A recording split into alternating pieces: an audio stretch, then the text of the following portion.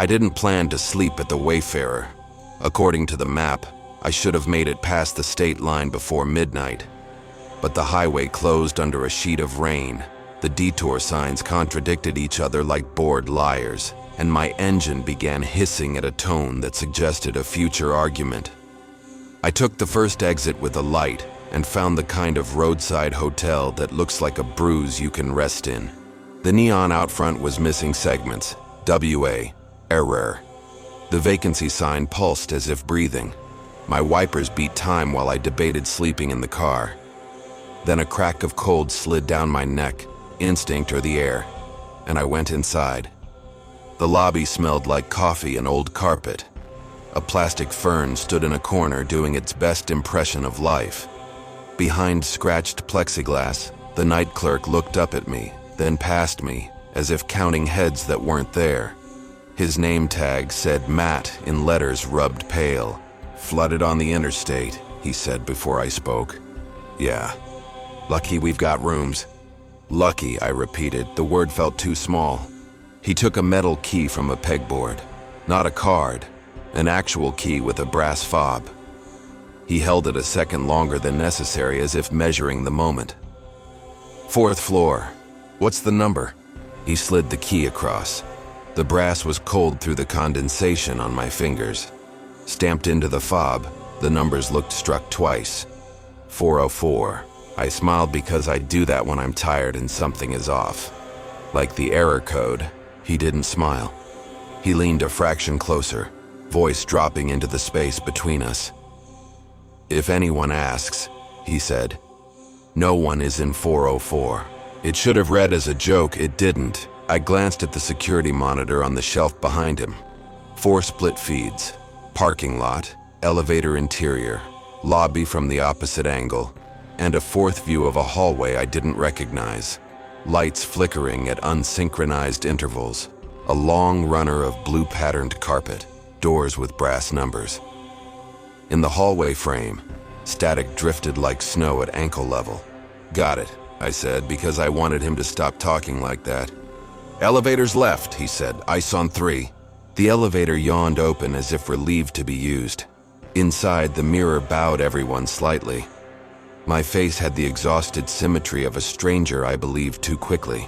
The 4th floor hallway smelled like clean too often. 401, 402, 403. Then a stretch of wall where the carpet pattern refused to line up. The framed print of a lake. Finally, a door with no peephole. 404. A draft slid under the threshold, brushing my ankles like the room exhaled. The key turned reluctantly, and the door pushed outward as if meeting me halfway. Inside, the beige geometry of forgettable hotels. Bed, desk, dresser, bathroom. The nightstand card about towel reuse and the planet. The TV like an unblinking eye. The heater clicked, coughed, then blew a stream of air with no temperature. I locked the door, set my bag down, and noticed a second key on the desk. Same brass fob, same number faint from handling, 404. I touched it. It was warm as if recently pocketed. Front desk, I told myself, knowing they hadn't followed me up. The TV came alive to a channel I didn't choose. A late-night talk show where the host laughed half a beat late. When the camera cut to black between segments, the screen showed my room like a dull mirror. For an instant, something stood in the reflection by the door, tall, coat-shaped. I turned, no one. When I looked back, the TV was selling antidepressant side effects. I showered too long.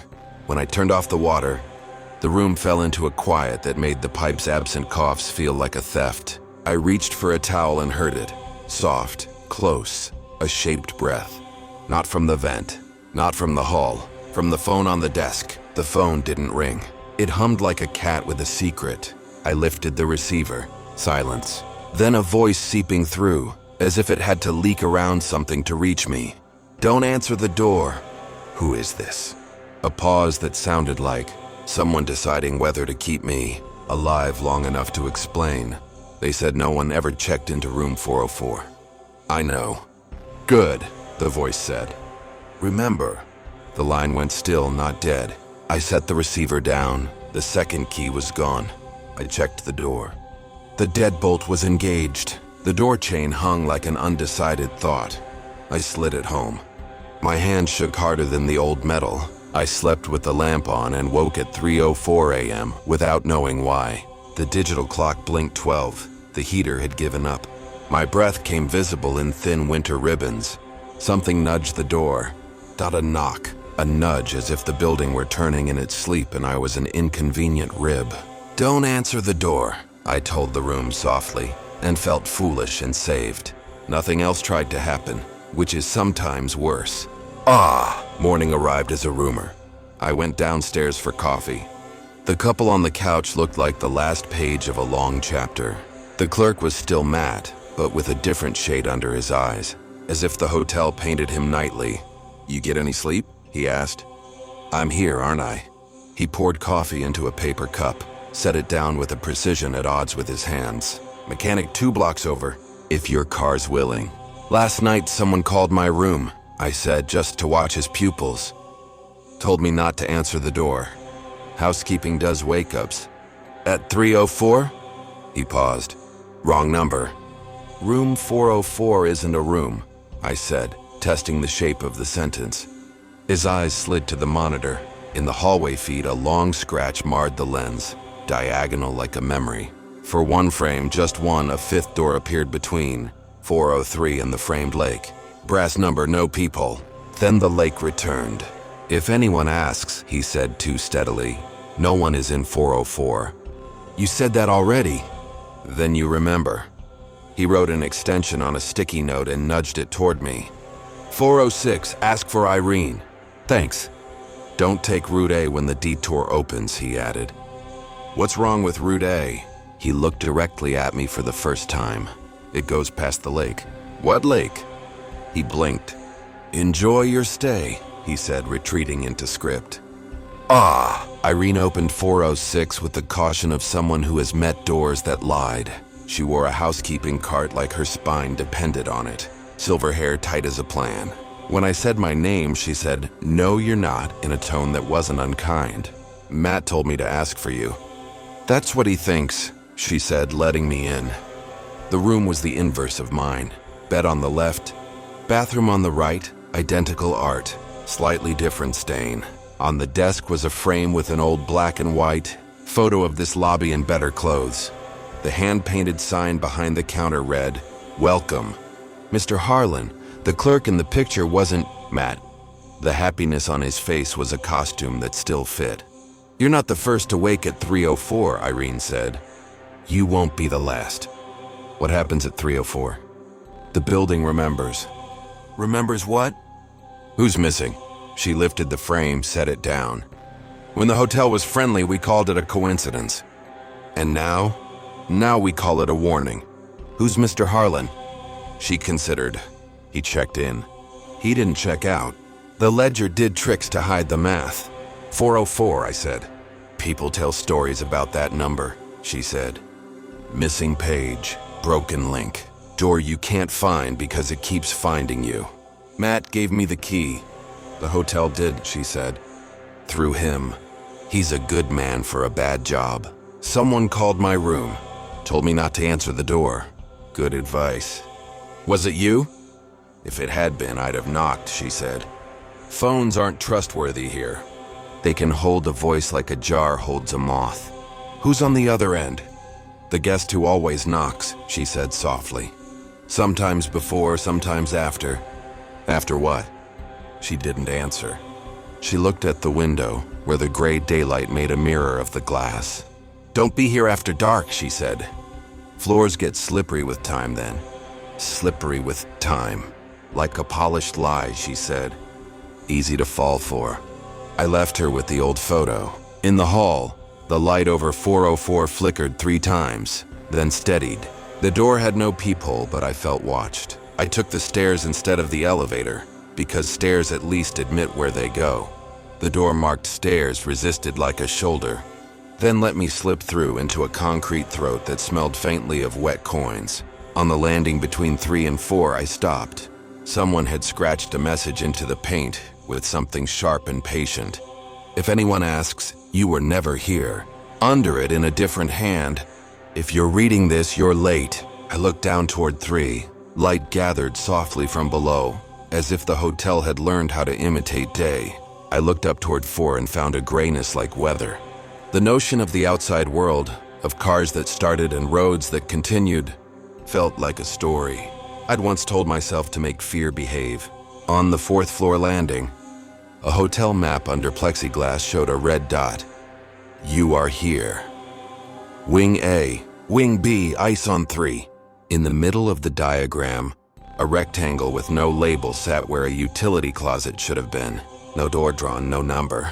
A blank like a tooth that never grew in. Behind the plexiglass, a moth beat itself senseless against the promise of elsewhere. I pressed my palm to the dot that insisted on me. The plexiglass was warmer than the concrete wall. When I lifted my hand, an oval of fog remained and then faded, as if the map had been breathing with me through the plastic. I went back into the hall because the hall was honest about its dishonesty. 401, 402, 403, the framed lake. Beyond it, a stretch of wall the length of a door. You wouldn't see it if you didn't look for the place your eyes wanted to skip. The carpet pattern broke there, blue diamonds failing to line up for one repeat. I stood, not touching anything, and felt the intuition Irene had named. A gap, a fold that kept the shape of the thing it ate. My second key grew colder in my pocket, as if it knew I was near the lock it was made to betray. Don't be here after dark, Irene had said. I checked my phone. No signal, no time. The home screen clock showed 000. The wallpaper was a picture of the road I thought I was on. Yesterday, a straight line under a heaven of power lines. The photo looked staged now, like a set from a show canceled mid-season. Back in the room, I did the thing you do when superstition begins to sound like math. I made a list. Leave before dusk. Don't answer the door. Avoid Route A. Ask Matt about Mr. Harlan. Bring Irene coffee. I wrote it on the back of the turn-down card, below the handwriting that wasn't mine. The habit calmed me until I noticed I'd written the list twice, as if the action had looped without me. I slid the list into my jacket, opened the drawer, and took out the paperback again. The cracked spine fell open to the same line, as if the book's bones remembered what it wanted. Check the mirror. The bathroom mirror, ordinary and treacherous, gave me back what I expected until I looked at the places you don't usually check, the high corners, the top edge where dust pretends to be velvet. There, along the metal bracket, were 4 notches cut cleanly into the frame. Not accidental, not decorative. 4 tally marks, a prison calendar in a place that didn't hold people, only the shape of them. Without deciding to, I pressed my thumb against the glass, just below where a 5th mark would go, the pad of my print leaving a crescent of fog. The mirror accepted the presence and offered me a second. Internal reflection. Behind my shoulder, in the bathroom I wasn't standing in, a wall clock ticked. I turned, no clock. In the mirror, the clock's second hand stuttered. 1, 2, 3, and then stopped on 04. The same stop as the blinking digital. The same stuck minute as the phone's hum. I leaned closer. My breath fogged the glass and left the suggestion of a face when it cleared. A face, like mine but not yet done being me. The eyes in the glass were too tired in a way that felt prophetic. I blinked, and for a blink length the mirror didn't. In that half-second mismatch, the mouth of the me in there moved. I didn't hear words. I heard intention, the sense of a phrase arriving. Do not open it. The shape of a warning pressed into the world. The phone hummed again across the room. I went to it like a moth honors a light bulb. Don't answer the door, the voice said. And now I recognized the cadence that had disguised itself as fog, my own. It was my voice from a place where everything I feared had already happened. Softened by distance, warped by the act of surviving the telling. Are you me? I asked, absurd and exact. A breath I knew. If anyone asks, you're not. What happens if I open it? Silence shaped like mercy. Then, you don't get to ask any more questions. Who is missing? I whispered. Who knocks? A faint sound, not through the handset but behind me. Through the wall, 3 slow taps. Wood against bone against habit. The phone clicked. The line stayed like a door left ajar, but the voice moved away from it and took comfort with it. The knock didn't repeat. It didn't have to. I set the receiver down and did the thing you do when you accept that. Rules are for you. I fastened the chain.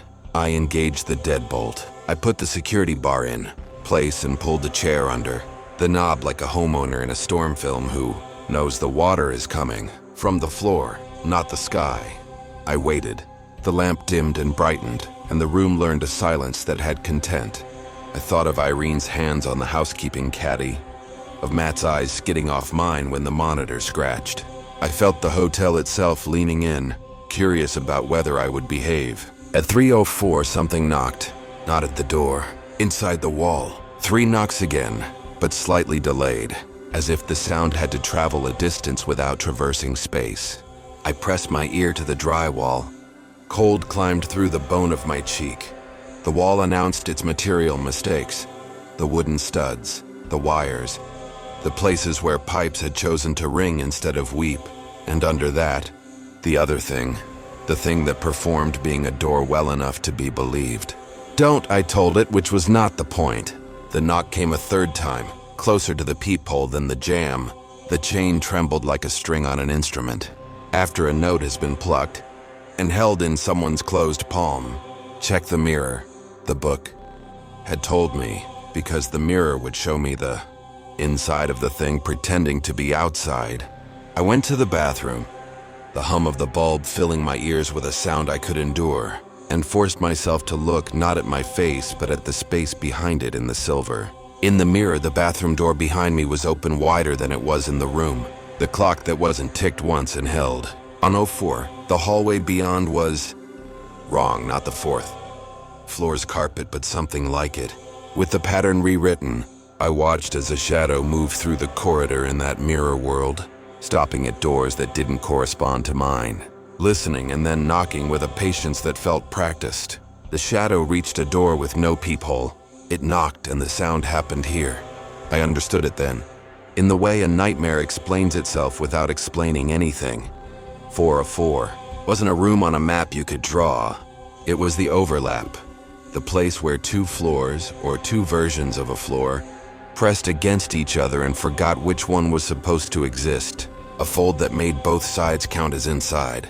A gap full of hotel, hungry for hotel-shaped things. The knocking shadow in the mirror stopped, as if it had heard my understanding like a footstep. It tilted its head and I saw 2 smooth, reflective hollows where eyes should have been. In them, as tiny as a trick of light, my door appeared, my chain, my chair braced under the knob, my lamp breathing its hesitant yellow. I moved my head an inch. In the mirror, the hollows moved with me. Don't answer, I said to both worlds at once. The elevator bell in the hall dinged, the sound thin and compromised. The shadow in the mirror turned toward it, then back. It knocked again, a question. A key scraped at my lock, slowly, so that the sound of it became most of the experience. Matt, I said, absurdity again carrying hope. I told you not to be here after dark, Irene said from the hall, voice quiet and level. A pause. Move the chair, honey. I can't, I said, and meant won't. Someone keeps knocking. That's because you're still in there, she said gently. And you want out. She turned the deadbolt from her side. It turned. The chain tightened, but the security bar held. Not possible, happening. You have the wrong room, I said, because facts are a form of prayer. You have the wrong time, she answered. Metal complained. The chair edged a centimeter. She wasn't forcing the door. She was inviting, the way you invite a child, to nap by pulling the light from the room. Without ever saying sleep, the door settled another centimeter, then stopped, held by the bar and by a loyalty in the hinges I hadn't earned. Why help me if the rule is don't open, I asked. The rule is don't open for the one who knocks, Irene said. But if you're knocking from both sides, someone who knows you has to pick. I'd rather answer this you than the other one. Move the chair. I stood frozen with the kind of indecision that feels like drowning in ankle-deep water. In the mirror, the shadow reached its knot hand toward a chain in its corridor, and the chain lifted obedient. Please, Irene said softly. Choose the door that leads to a morning. That was what did it, the grammar of morning. I moved the chair. She slid the bar free. The door cracked, then opened an inch. Cold breathed through. Irene's eye appeared in the seam, the quick intelligence of it. Not surprised and not hopeful. Good, she said. Now close it. What? She put her palm against the door and pushed from the hall. I resisted without meaning to, and our resistance balanced the door open, the seam a thin brightness between two truths. Close it, she repeated, voice softening. You've made your choice. Close the door on the other one, the other me. Her mouth made a shape that meant yes and I'm sorry in one movement. Close it before 4. It's already 4, I said. And the digital clock on the nightstand blinked an angry, unhelpful 12 Then close it before the 04 lands, she said. Before the tick that remembers. I pushed. She pushed. The seam narrowed. On my side, the mirror world shadow put its shoulder to the opposite door and leaned. The hinges howled. The clock that wasn't trembled. Second hand hovering over the notch it had learned to love. Push, Irene said calmly, as if coaching someone through a contraction. It hurts because you're being born into the same place, which is the cruelest way. The seam thinned to paper and then to light and then to a line. The clock's hand quivered over 04 and refused to fall. We held the line and then the line went away. The door latched. The chain hung slack. The lamp exhaled. In the mirror, the bathroom was only itself, no hallway, no shadow. The clock was not there to stop. Irene's voice came through the wood, ordinary as a weather report. Good, now sleep. Set no alarms. If you wake at 3, don't. If the phone hums, don't. And in the morning take route B, no lake. Do not look for the lake. Why? Because it looks back, she said, and the elevator dinged again, farther away. My phone found time and decided it was 10:22 messages. Bloomed like mushrooms after rain. Where are you? From a number I knew in the way, you know, a city you've only seen on the map. Another message short and stubborn, call me when you get this, no name. Just the insistence of a life that expected me back in it. I called. Voicemail answered with my voice recorded on a day when I sounded uninjured.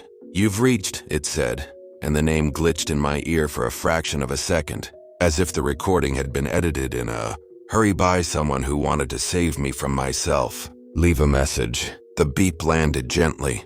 I didn't speak. The wind tried to. A crow made the sound crows make when they've learned a new trick. I hung up, then dialed again, a superstition that pretends to be thoroughness. This time, someone picked up on the first half ring, breath close and familiar. The line didn't sound like a phone call. It sounded like a door you put your ear to. Don't answer it, my voice said softly from a place the road couldn't reach. I didn't, I said into my car. I won't. The line clicked and stayed. The world outside my windshield contained a life where people bought groceries and forgot, umbrellas and checked into rooms that existed. I drove into it, and for a handful of miles, I believed I was on the right side of a door someone had finally chosen to close. I didn't look for the lake. The lake looked anyway. That night, in a different motel with thinner towels and a better lamp, I woke without needing to know the number on the clock. The hum I heard was the air conditioner being honest. In the bathroom, the mirror showed exactly what it was asked to show, and when I pressed my thumb against the glass, it left only a smudge, not a prophecy. Still, before I slept again, I set a chair under the knob. Habit, faith, furniture. Weeks later, a bill arrived in the mail for a night at the Wayfarer. The invoice said room 404. One night. Under guest name, a blank. Under balance paid. In the margin, in a hand that tried not to shake, someone had written, if anyone asks. I folded the bill into an envelope I addressed to no one and didn't mail. I tucked the brass key into my desk drawer and closed it, and from inside the wood, or the space that wood makes when it's asked to be furniture instead of tree, I thought I heard a soft sound, the second hand of an old clock deciding not to land on 04. Maybe that was a blessing. Maybe it was the shape of a warning I had learned how to love. Sometimes when I pass a hotel in passing, a stack of windows repeating, a corridor I can imagine without having walked it, I think about the overlap, About doors that exist because we believe in them. About the ways we learn to knock without our hands. And I hear the clerk's voice. The line he spoke because he'd learned it from a building that kept the shape of what it ate. They said no one ever checked into room 404. I believe them. I believe them because I left. I believe them because someone still knocks. And I do not answer.